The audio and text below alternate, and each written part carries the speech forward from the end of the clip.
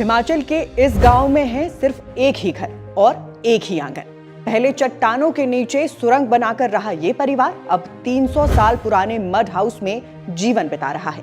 इसलिए आज की खोज परख में बात लाहौल स्पीति के इसी काकती गांव की करेंगे, जहां पूरा गांव बस एक ही परिवार में सिमट गया है। काजा से 10 किलोमीटर और 22 खतरनाक मोड़ों के बाद बर्फ में छुपा मिलता है काकती। सरकारी रिकॉर्ड में 15 बीघा लिखा है, पर असल में ये पूरा गांव एक 300 साल पुराने मड हाउस में समाया हुआ है। यहीं रहते हैं छेरिंग नामग्याल, उनकी पत्नी और 2 बच्चे, उनके वंश की 5वीं पीढ़ी।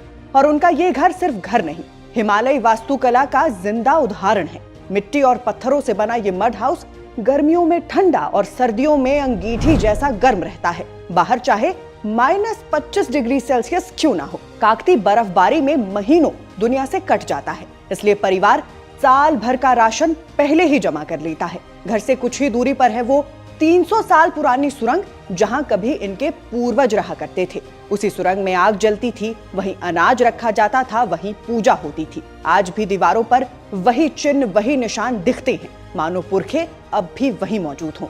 सबसे दिलचस्प बात यह है कि ये एक घर वाला गांव भी डिजिटल इंडिया का हिस्सा है।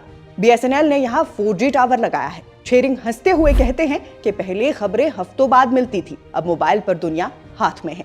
वो आगे कहते हैं कि जीवन कठिन है, कोई और परिवार होता तो सहारा मिलता, अकेलापन कम होता। फिर भी अकेलेपन और ऊंचाई दोनों से जूझते हुए ये परिवार खेती से अपना गुजारा करता है। सब्जियों से लेकर गेहूं और धान तक खुद उगाते हैं ताकि आत्मनिर्भर रह सके।